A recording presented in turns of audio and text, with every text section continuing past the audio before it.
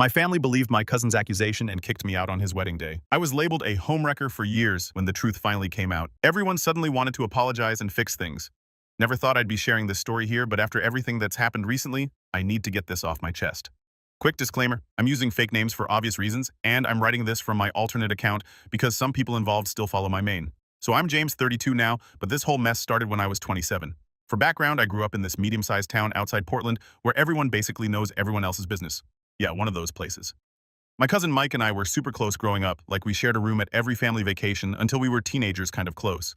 Our moms are sisters, and they made sure we spent pretty much every holiday and weekend together. Mike was marrying Katie, who lived literally 3 houses down from us growing up. Her family moved to our street when she was 8 and I was 10, and our families just clicked instantly. You know how some neighbors become basically family? That was us. Katie's parents would watch me and Mike when our parents were working late. We'd have joint barbecues every summer, that sort of thing. Katie was like my little sister. She'd come to me for advice about boys in middle school. I helped her with math homework, okay, more like we struggled through it together, and I even taught her how to drive in my beat-up Honda Civic when she was learning. Rest in peace to my car's transmission. So obviously, when Mike and Katie started dating in college, everyone was thrilled. It just made sense. They'd been dancing around each other since high school, and when they finally got together junior year, the whole family was like, finally. I'm not even exaggerating. Our grandma literally cried when they announced they were engaged. Fast forward to the wedding day, June 15th, 2019. It was at this pretty nice venue just outside town. Nothing super fancy, but definitely nicer than my brother Mark's backyard wedding the year before. Sorry, bro, but that porta-potty situation was rough. I was one of Mike's groomsmen, along with his best man Tom, his roommate from college, and a few other guys. The morning started normal enough. I got there early to help set up because that's what you do when your favorite cousin is getting married, right?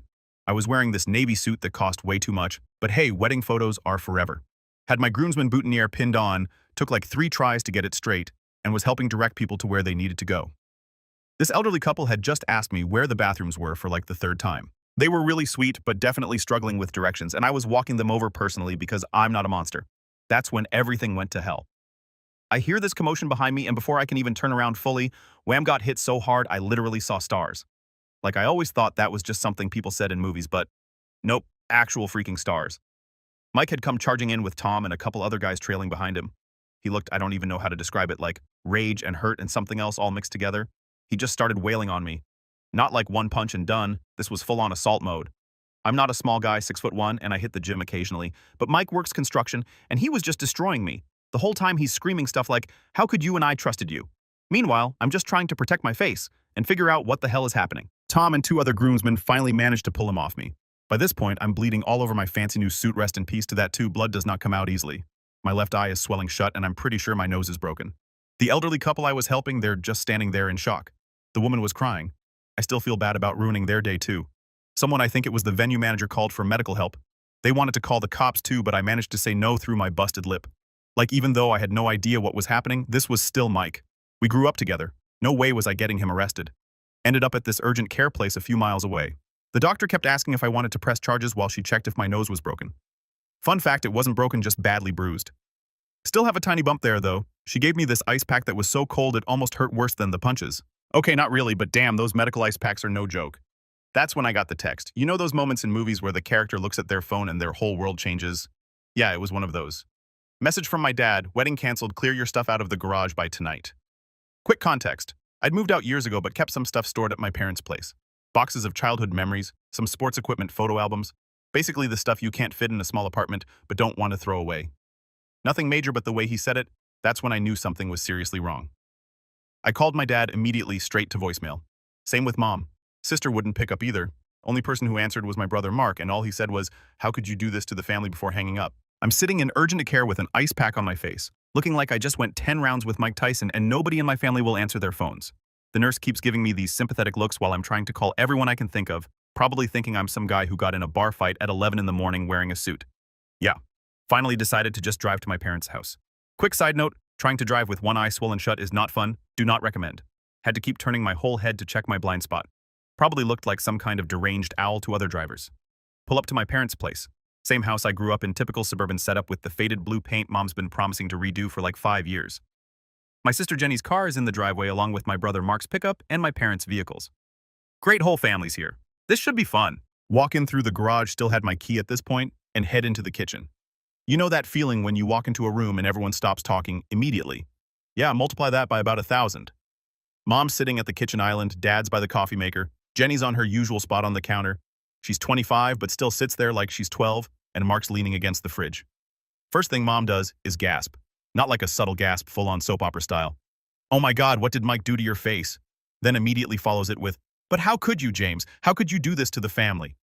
The whiplash from concern to accusation gave me an even worse headache than I already had. That's when they finally tell me what's going on. Apparently I've been having this steamy affair with Katie. Yes, that Katie. The girl who used to make fun of my acne in high school. The one who helped me pick out my first real girlfriend's birthday present. The person who literally called me basically her big brother in her college graduation speech.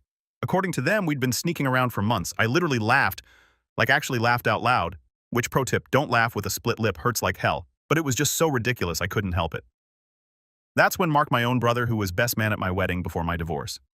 Whole other story, not relevant here, grabs this duffel bag from behind the couch and throws it at my feet. "Get your stuff and get out," he says, trying to sound all tough like he's in some movie. The bag's got maybe half of my stuff from the garage. Found out later he just grabbed random things. Got my old baseball cards, but left all my photos from high school and college. "Thanks, bro." I tried explaining, obviously. Kept saying this was insane, asking for proof, trying to understand where this was even coming from. Dad just kept shaking his head, saying stuff like, "We trusted you and how could you do this to Mike?" Mom wouldn't even look at me. Jenny, who usually talks enough for the whole family, just sat there silent. Asked them what proof they had. Their response, "We just know." That's it. That's literally all they had. No screenshots of texts because there weren't any. No photos of us together except, normal family photos from the last 15 plus years. Nothing. They just knew. The worst part, these are the people who know me. Mom and Dad who raised me to always tell the truth, who literally grounded me for a month in 8th grade when I lied about finishing my science project. Jenny, who used to come to me with all her problems because I was the reasonable one in the family. Mark, who I helped move apartments 3 times because he's too cheap to hire movers. They all just decided I was guilty, no questions asked. I tried calling Katie straight to voicemail. Texted her, no response. Called her parents' house, yes, they still had a landline. Mr. H answered and told me if I ever called again, he'd call the police. Real Christian behavior there. Mr. Everyone deserves forgiveness H. I left my parents' house in a daze. Didn't even grab the bag Mark threw at me, just got in my car and drove. Ended up at Murphy's, this bar downtown I'd been going to for trivia night every Thursday for like 4 years. The bartender Dave takes one look at my face and starts pouring my usual whiskey sour basic I know. Then Mike's college roommate walks in for his shift, sees me, and suddenly Dave's telling me I need to leave. Apparently I'm not welcome there anymore. Cool, real cool. Drove home to my apartment, tried calling Katie again, nothing. At this point my phone's blowing up with texts from random family members and family friends. Everyone's got an opinion. Everyone knew we were too close suddenly. Every time Katie and I hung out or talked was suspicious. That time I helped her move apartments after college, obviously we were hooking up. The fact that her boyfriend at the time helped too conveniently forgotten. Had to turn my phone off. Just sat there in my dark apartment with a bag of frozen peas on my face, ice pack from urgent care, had melted, trying to figure out how my entire life had imploded in the span of about 6 hours. Called in sick to work for Monday. How do you explain to your boss that your face looks like a professional boxer's punching bag because your cousin thinks you're sleeping with his fiancée? Yeah, that's not a conversation I wanted to have. The next few weeks were absolute hell. You don't realize how interconnected your life is with your family until they all suddenly decide you're dead to them. Quick example, tried to go to my regular gym Monday morning. Figured exercise might help clear my head. Guess who's there? Mike's workout buddy Steve, who apparently now manages the place. Suddenly my membership is being reviewed and I should try a different location. It's like the whole town was playing this twisted game of 6 degrees of separation, except it was 6 degrees of ways to screw over James. My regular coffee shop barista is Katie's cousin's best friend. Local grocery store owner goes to church with Mike's parents. Even my freaking dentist canceled my cleaning appointment. His kid plays Little League with Mike's nephew or something. The work situation was fun too. Had to explain to my boss why I looked like I'd been in a bar fight. Tried to keep it vague, but Susan from accounting overheard because of course she did, and by lunch break the whole office knew. Got called into HR because apparently someone thinks Susan was concerned about my personal conduct. Had to explain to this 23-year-old HR rep that no, I wasn't engaging in inappropriate relations with anyone while she looked at me like I was some kind of soap opera villain. Finally managed to get hold of Katie after about a week. That first call was rough, like nuclear explosion level rough. Started with her screaming at me for ruining her life and me yelling back about how my life was ruined too, but somewhere between the yelling and the crying, yes, I cried, judge me. All you want, we actually started listening to each other. Turned out her side of things was even worse than mine. Her super religious parents had basically excommunicated her like full-on you're dead to us style. Her dad even called their priest to see if they could get her formally excommunicated from the church. Spoiler, that's not how it works. Mr. H, her mom had already packed up all her childhood stuff in garbage bags and left them on the front porch. Real classy. Katie's work situation was a nightmare too. She was a project manager at this big marketing firm downtown, but her team lead was Mike's cousin on his mom's side. Suddenly, all her projects were being reassigned, and she was getting written up for being unfocused at work. Yeah, wonder why she might be unfocused when her entire life was imploding. We started comparing notes over text. Calling felt too risky, didn't want anyone overhearing and starting more rumors. Neither of us had any idea where these accusations came from. Every time we asked anyone for proof, they'd just say stuff like everyone knows or it was obvious. Like what? What was obvious? The fact that we'd known each other since we were kids, that we could actually hold a conversation without it being weird. The one time I managed to corner Mike, ran into him at the gas station, he couldn't exactly run away while pumping gas. His response was, "I saw the way you looked at her." The way I looked at her. Are you kidding me? I looked at her the same way I looked at Jenny, because she was basically my sister, remember? That duffel bag of stuff from my parents' garage, yeah. Finally went back to get the rest of my things about 2 weeks later. Mom had boxed everything up and left it in the garage. Didn't even label the boxes, just threw everything in randomly. Found my high school graduation photos mixed in with old Christmas decorations. My college diploma was stuffed in with some old sports equipment. Cool, real cool mom. The social media fallout was fun too. Got blocked by pretty much everyone in the family. Katie's sister, who I'd helped with her college applications, posted this vague status about snakes in the family that got like 200 comments. People I hadn't talked to since high school were suddenly messaging me about how they always knew something was off about me. Started getting random calls and texts from unknown numbers. Apparently someone pretty sure it was Katie's brother had shared my number in some family group chat.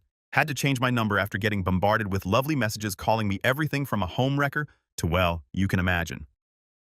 The worst part, some of these people had known me my entire life.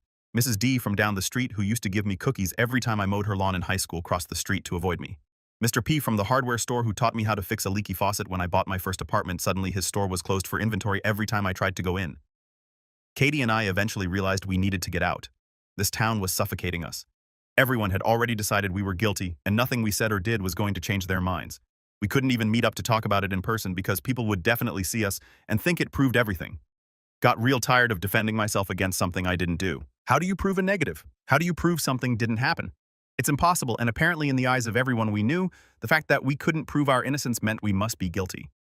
After about 2 months of living like a hermit and having DoorDash drivers give me weird looks, pretty sure someone told them I was that guy, I decided enough was enough. Applied for a transfer at work. Thankfully, my company has offices in Seattle. My boss was surprisingly cool about it, probably just wanted to get rid of the office drama, to be honest. Katie and I had our last conversation before leaving town. We decided it was better to go our separate ways. She picked Chicago, I took Seattle. Kept in touch through Instagram, but that was it. Unfollowed each other on everything else just to be safe. Didn't need anyone screenshotting and starting rumors about how we were still sneaking around. Moving to Seattle was interesting. Try explaining to potential roommates why you're suddenly moving cities at 27 with basically no furniture. My first place was this tiny studio in Capitol Hill that cost way too much, but it was mine, and nobody there knew my name or my story. Can't put a price on that kind of freedom. Started over completely. New phone number, new email. Had to abandon my old one after it got spammed with subscription signups. Real mature guys. Even got rid of my old PlayStation account because some of Mike's friends kept sending me hateful messages through the gaming chat. Who does that? Work was actually pretty good. Nice thing about being the new guy is nobody asked too many questions about your past. Just told people I needed a change of scenery. Not technically a lie, right? Threw myself into work, started hitting the gym regularly, different chain than my old one, obviously. Tried to build some kind of routine, found this cool bar called The Crocodile that did trivia nights on Wednesdays. Different vibe than Murphy's back home, but the bartenders didn't look at me like I was Satan incarnate, so that was an upgrade. Started going regularly, met some decent people. First time in months, I felt like I could breathe. Then came the work barbecue that changed everything. It was summer 2021, one of those rare, perfect Seattle days where it's not raining and not too hot. My coworker Jake was hosting at his place in Ballard. Almost didn't go, still wasn't great with group social situations, but Jake had helped me figure out the Seattle bus system when I first moved, so I felt like I owed him. That's where I met Amy. She was Jake's wife's friend from yoga class. Remember those moments in movies where the main character sees someone and everything else kind of fades away? Yeah, that's bull. What actually happened was she caught me having an embarrassingly intense conversation with Jake's dog about proper frisbee throwing technique. Not my smoothest moment, but somehow that led to us talking. She was easy to talk to, didn't do that Seattle freeze thing where people are polite but distant. We ended up sitting on Jake's porch for like 2 hours, just chatting about random stuff. She's into true crime podcasts. Yeah, I see the irony. And actually got my dumb jokes about Seattle traffic. Started dating pretty quickly after that. Third date in, I knew I had to tell her everything. You can't build something real on lies, right? So I laid it all out. The wedding, the accusations, the family drama, everything. Figured she'd run for the hills? Instead, she just listened. Actually, listened. Asked questions that showed she was trying to understand, not judge. When I finished, she just said, "That really sucks. Want to get ice cream?" And somehow, that was exactly the right response. The weird part, she started following Katie on Instagram. I'd mentioned keeping minimal contact. Turns out they're both obsessed with this podcast called Crime Junkie, and suddenly they're direct messaging about episodes. Next thing I know, they've started this virtual book club thing with some other true crime fans. They do Zoom calls every other week with wine and snacks to discuss whatever they're reading. Katie's life got better too. Met this guy Chris through work in Chicago. He's some kind of software developer who apparently doesn't know how to write code without at least 3 monitors Amy's words. They talk about random stuff in their book club. He seems decent though, treats her well, doesn't jump to insane conclusions, you know the basics. Started feeling like maybe everything happened for a reason. Don't get me wrong, still sucked losing my family and hometown. Still have days where I miss my mom's cooking or wonder what my nieces and nephews look like now. But I've built something good here. Real friends who actually trust me. A girlfriend who listens. A life that's actually mine. The funny thing is, I actually like Seattle me better than Portland me. Portland me was always trying to keep everyone happy walking on eggshells around family drama.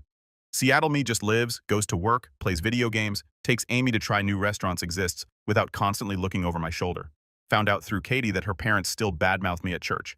Apparently I'm their cautionary tale about wolves in sheep's clothing or whatever. Cool good to know 5 years later they're still talking about me. Real healthy, Mr. and Mrs. H. So there I was living my best Seattle life. Had a good job, awesome girlfriend, even started taking cooking classes. Turns out I'm good at pasta. Everything else is still a work in progress. Then last month happened, and suddenly it's like the past came crashing back like a bad hangover. It started on a Tuesday. Amy works from home most days because her company went remote after COVID and never went back. She usually walks to this Mediterranean place down the street for lunch. They make this shawarma that's basically crack in sandwich form. That day she gets home and something's off. There's this note stuck to our door. Not like a "sorry we missed your delivery" note, or a flyer for lawn care. We live in an apartment, but sure, keep leaving those. Just a plain white paper that says we need to talk. I'll be back tonight. No name, no number, nothing, just that. Now my name's on the mailbox. Amy kept her old place as a rental, so she's not on the lease, so Amy figured it was for me. She calls me at work, which never happens because she hates phone calls and usually just texts. I can tell she's freaked out because she's doing that thing where she talks super fast and forgets to breathe between sentences. I leave work early because who wouldn't? Get home, and Amy's got all the doors locked and is holding her old softball bat from college. She played Division I softball at Washington State University and still has a mean swing. We do batting cages sometimes, and she consistently kicks my ass, but seeing her actually scared enough to grab the bat that hit different. We stayed up late that night waiting. Amy stress-baked 3 batches of cookies, her go-to when she's anxious, and we binged some mindless Netflix show neither of us was actually watching. Nobody showed up. Same thing the next night and the next. Just when we were starting to think it was maybe some weird prank or a mistaken address, it happened Friday night around 8:30. We'd just finished dinner ordered in because neither of us wanted to cook when someone knocked on the door. I look through the peephole, and my stomach just drops. It's Mike standing there in what looks like yesterday's clothes, clearly hadn't shaved in days, swaying slightly like he's either drunk or really tired, or both. Amy grabs her bat. Told her it wasn't necessary, but wasn't going to argue. I open the door, but keep the chain on. Security chain probably wouldn't stop him if he decided to go full rage mode again, but figured it was better than nothing. The conversation went something like this. Mike, hey, can I come in? Me, absolutely not. Mike, come on, man, I just want to talk. Me, last time you wanted to talk, I ended up in urgent care. Mike looking at his feet. Yeah, about that, I came to apologize. Me, apology accepted. Goodbye. Started closing the door. Mike, wait, I know the truth now about everything. Me, cool story, still not letting you in. Mike, I need to apologize to Katie too. Can you give me her contact info? Me actually laughed. Yeah, that's not happening. Mike, please, I just want to make things right. Me, you had 5 years to make things right, 5 years of silence. Now you show up at my door expecting what exactly? He kept trying to talk, but I'd had enough. Told him I'd let Katie know he was trying to reach out, and if she wanted to talk to him, she could make that choice herself. Then I shut the door. Through the door, I heard him yell something about unblocking my mom because she wanted to talk. Went back to the living room where Amy was still holding her bat like she was ready for baseball season. Called Katie right away. Figured she needed to know Mike was suddenly trying to make contact. She was as thrown as I was. Made it very clear she didn't want me giving Mike her info, which I totally got. The whole thing messed with my head more than I expected. Had trouble sleeping that night. Kept thinking about Mike showing up like that. He looked rough. Not just unshaved and rumpled, but like defeated. Not the same guy who tried to rearrange my face 5 years ago. Amy was amazing through all of it. She's usually this goofy laid-back person who makes bad puns and dances while doing dishes, but that week, she went full protective mode. Installed a Ring doorbell the next day. We're renters, but she said she'd rather lose the deposit than feel unsafe. Started working from the coffee shop downstairs instead of at home. Even called her brother, who's a cop in Tacoma, to ask about restraining orders just in case. Took me a couple of days to decide what to do about my mom. Finally unblocked her number but sent a text instead of calling. I hear you want to talk. Figured that ball was in their court now. After 5 years of silence, they don't get to just show up and expect everything to be fine. After Mike's surprise visit, my mom started texting, not calling. Guess she figured out I wasn't ready for that. Here's how that first exchange went. Mom, we want you to come home. Me, I am home. Mom, you know what I mean? We want to apologize and have you back in the family. Me, what brought this on? Mom, we know what really happened now. Me only took 5 years, cool. Yeah, I was being petty, sue me. Finally, after some back and forth, she spills it. 2 years after the wedding, that wasn't Mike married Jessica. She was this girl from his gym. Turns out she's the one I saw at Katie's wedding, the bridesmaid sitting alone, looking uncomfortable. Makes sense now. Their marriage was apparently a disaster from day one. Constant fighting, trust issues, the works. During one of their bigger fights about 6 months ago, Jessica let something slip. Said something like, I didn't wreck Emily's relationship just to spend my marriage hearing about her. Yeah, let that sink in. Turns out Jessica had made the whole thing up, all of it. She had a thing for Mike, saw how close he was with Katie, and decided to remove the competition. Told Mike she'd seen Katie and me together, fed him all these details about supposed meetups and secret messages.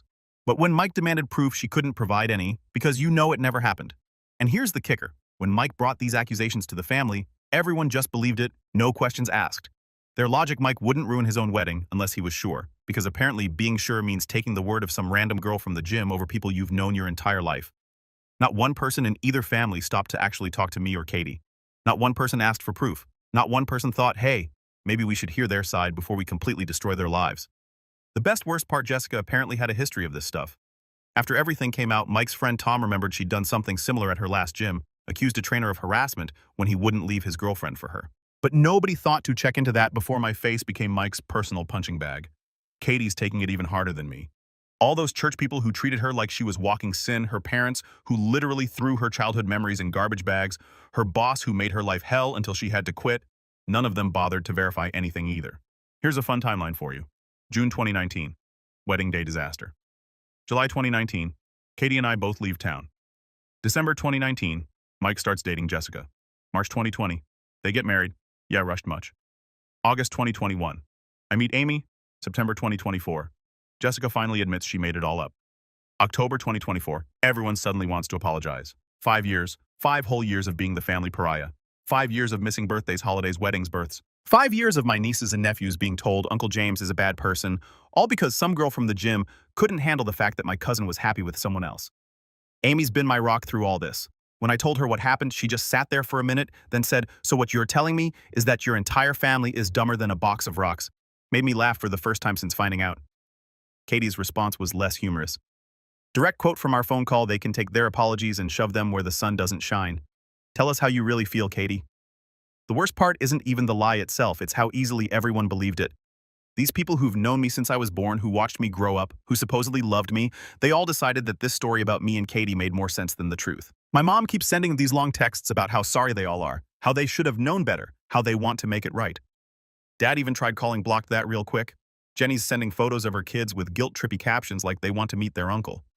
But here's the thing, you can't just press reset on 5 years of treating someone like garbage. You can't just say, oops, our bad, and expect everything to go back to normal. Trust is like a mirror. Once it's broken, you can try to piece it back together, but you'll always see the cracks. I will keep you updated, guys, if anything happens. Thanks for reading. Final update.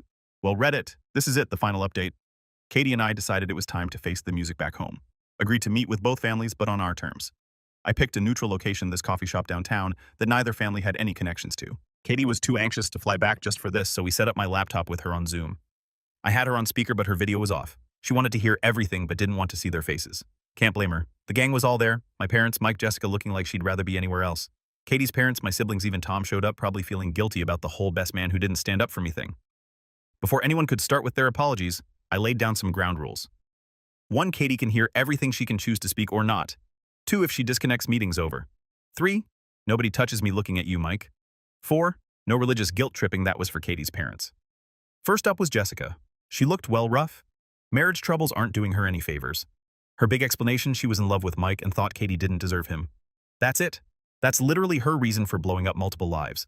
Not some big misunderstanding, not a case of mistaken identity. She just wanted my cousin and decided to nuke everyone else's lives to get him. Mike tried to apologize for the punches actually, but who's counting? Said he should have known better than to believe Jessica without proof. No kidding, Sherlock? You think maybe confirm stuff before you go all WWE on your cousin's face? Then came the parents both sets.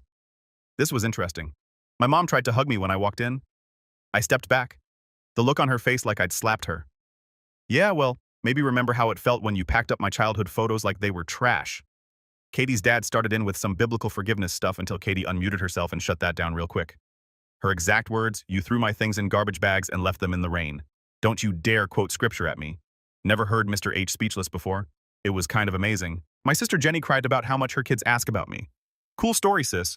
Where was this concern when you were helping mom pack up my stuff, when you blocked me on everything, when you told people at church what a horrible person I was? Here's the thing about family. They're supposed to be the ones who know you best, who trust you most, who at least give you the benefit of the doubt. But every single person in that room chose to believe the worst about me and Katie. No questions asked, no proof needed. Just straight to, yep, they're obviously secret lovers, let's destroy their lives. So I told them exactly that. Told Jessica she built her short-lived happiness on other people's pain. Told Mike that his lack of trust destroyed more than just his relationship with Katie. Told both sets of parents that they showed us exactly how conditional their love was, and now they get to live with that knowledge. Katie spoke up at the end. She was calm, which was somehow worse than if she'd yelled. Just said the worst part isn't that Jessica lied, it's that none of you thought we were worth the truth. You threw us away based on nothing but gossip. That says more about you than it ever did about us. Then she disconnected. Meeting over. My parents keep trying to fix things. Mom's sending these long emotional texts about family and forgiveness. Dad's apparently telling people he's giving me space. Thanks, Dad, only 5 years late on that one. Katie's parents suddenly want to come visit her in Chicago. Yeah, good luck with that. But here's the thing. Amy and I have built a life here, a good one. Got a ring hidden in my sock drawer. Don't tell her, but I'm proposing next month. Katie's happy with Chris. We've both got real friends who actually trust us, jobs we like, lives we built from scratch. Sometimes the family you choose is better than the one you're born with. Sometimes broken things shouldn't be fixed, and sometimes the best revenge is just being happy without the people who threw you away.